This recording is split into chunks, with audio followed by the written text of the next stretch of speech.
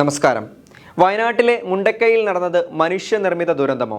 രാഷ്ട്രീയ മുന്നേറ്റങ്ങൾക്ക് വേണ്ടി പല അപകട സാഹചര്യങ്ങളും ജനങ്ങളിൽ നിന്ന് മറച്ചു പിടിച്ചതെന്തിന്? നമ്മൾ അനുഭവിക്കുന്ന ഏറ്റവും പ്രധാനപ്പെട്ട രണ്ട് പ്രതിസന്ധികളിൽ ആദ്യത്തേത് നമ്മുടെ പദ്ധതികളിൽ പലതും വലിയ പ്ലാനിങ്ങുകൾ ഉണ്ടാകും, എന്നാൽ അത് എക്സിക്യൂട്ട് ചെയ്യുന്നതിൽ നമ്മൾ പരാജയമാണ് എന്നുള്ളതാണ്. രണ്ടാമത്തേത് അനാവശ്യമായ ചർച്ചകളിലൂടെ നമ്മുടെ പല നല്ല പദ്ധതികളും പടിക്കൽ തന്നെ നമ്മൾ നശിപ്പിച്ചു കളയും എന്നുള്ളതാണ്. മാധവ് ഗാഡ്ഗിലിൻ്റെ വാക്കുകൾ പരിശോധിച്ചാൽ നമുക്ക് കാണാം, അദ്ദേഹം പറഞ്ഞത് ഇങ്ങനെയാണ്: പശ്ചിമഘട്ടം ആകെ തകർക്കപ്പെട്ടിരിക്കുകയാണ്. ഇനിയും നടപടിയെടുത്തില്ലെങ്കിൽ കേരളം കാത്തിരിക്കുന്നത് വൻ ദുരന്തമാണ്. അതിന് നിങ്ങൾ വിചാരിക്കുന്ന പോലെ യുഗങ്ങളൊന്നും വേണ്ട, 4-5 വർഷം മാത്രം മതിയാകും. അന്ന് ഞാനും നിങ്ങളും ജീവിച്ചിരിപ്പുണ്ടാകും. അന്ന് മനസ്സിലാകും നിങ്ങൾക്ക് ആരാണ് കള്ളം പറയുന്നതെന്നും ആരാണ് ഭയക്കുന്നതെന്നും. ഇതാണ് അദ്ദേഹത്തിൻ്റെ വാക്കുകൾ. 2018 കേരളം അഭിമുഖീകരിച്ച ഏറ്റവും വലിയ ദുരന്തമാണ് പെയ്തിറങ്ങിയത്. പെരുമഴയിൽ പൊലിഞ്ഞതാവട്ടെ കണക്കുകൾ പ്രകാരം 483 ജീവനുകൾ. ഒരു വർഷം കേരളത്തിൽ ലഭിക്കേണ്ട മഴയുടെ 1/3 അന്ന് 3 ദിവസം കൊണ്ട് പെയ്തിറങ്ങിയത്. 1960 മുതൽ 2016 വരെയുള്ള കണക്കുകൾ നോക്കിയാൽ ഉരുൾപൊട്ടലിലും മണ്ണിടിച്ചിലിലും പെട്ട് മരിച്ചത് 295 പേരാണ്. ഇതാണ് കണക്കുകൾ വ്യക്തമാക്കുന്നത്. എന്നാൽ അതിനുശേഷം ഇങ്ങോട്ടുള്ള കണക്കുകൾ ശരിക്കും നമ്മെ ഞെട്ടിക്കുന്ന ഒന്നാണ്. കാരണം ഈ കാലയളവിൽ ദുരന്തങ്ങളുടെയും മരണങ്ങളുടെയും എണ്ണത്തിൽ വൻ വർധനവാണ് ഉണ്ടായിരിക്കുന്നത്. 2018, 2019, 2020 കാലയളവിൽ മരിച്ചത് 100 പേരാണ്.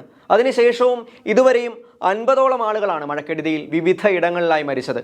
ഞാൻ ഈ പറയുന്ന കണക്കുകൾ ഈ കഴിഞ്ഞ കാലയളവിൽ, ഈ കഴിഞ്ഞ ദിവസങ്ങളിൽ സംഭവിച്ചുകൊണ്ടിരിക്കുന്ന ആ ഒരു ദുരന്തങ്ങളുടെ കണക്കുകൾ കൂടാതെയുള്ള കണക്കുകളാണ്. അതിൽ പെടാത്ത കാര്യങ്ങളാണ് പറയുന്നത്. ഭൗമശാസ്ത്ര വകുപ്പിൻ്റെ കണക്കനുസരിച്ച് 7 വർഷത്തിനിടയിൽ രാജ്യത്ത് ഏറ്റവും കൂടുതൽ മണ്ണിടിച്ചിലുണ്ടായത് കേരളത്തിലാണ്.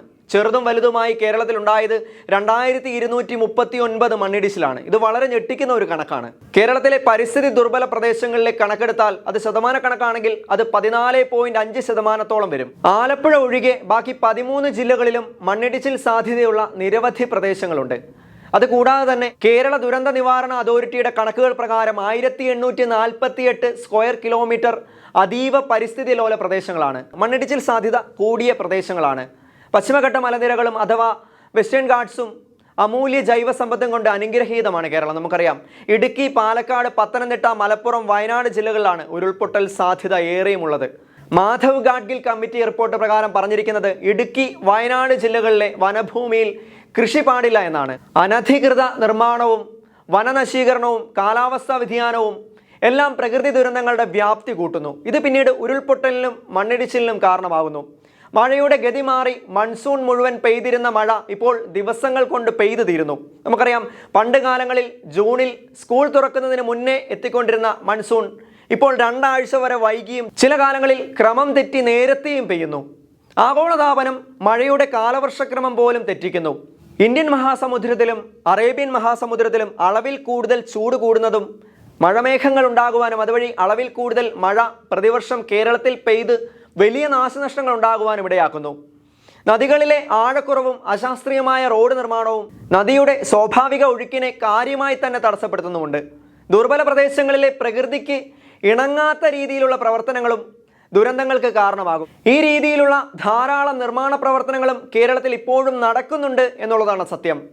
കുഫൂസ് department of climate variability and aquatic ecosystem മേധാവി ഗിരീഷ് ഗോപിനാഥിൻ്റെ പഠനങ്ങൾ അനുസരിച്ച് വയനാട്, ഇടുക്കി ഹൈറേഞ്ചുകളുടെ പ്രാന്തപ്രദേശങ്ങളിലെ മനുഷ്യപ്രവർത്തനങ്ങളാണ് ഉരുൾപൊട്ടലിനും മണ്ണിടിച്ചിലിനും ഒരു വലിയ കാരണമായി കാണുന്നത്.